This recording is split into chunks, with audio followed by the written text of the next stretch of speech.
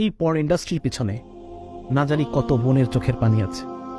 এই পর্ন ইন্ডাস্ট্রির পিছনে কত কত মেয়ের, কত কন্যার চোখের পানি আছে।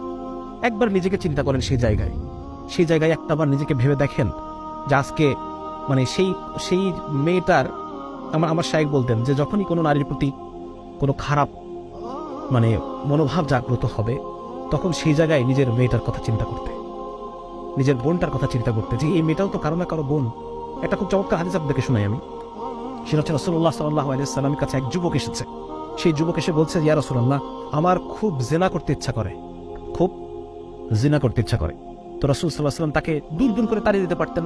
নবীজির আশেপাশে সাহাবীরা ছিলেন, তারা তাকে ট্রল করে তারপর হচ্ছে তাকে মেরে ধরে তাড়িয়ে দিতে পারতেন, কারণ সে একটা হারাম কাজ করতে চাচ্ছে, অনুমতি প্রার্থনা করছে। তো রাসূল সাল্লাল্লাহু আলাইহি ওয়াসাল্লাম তাকে কিছুই করলেন না, তাকে বললেন, শোনো, তুমি কাছে আসো। উনি বললেন যে তুমি কি এটা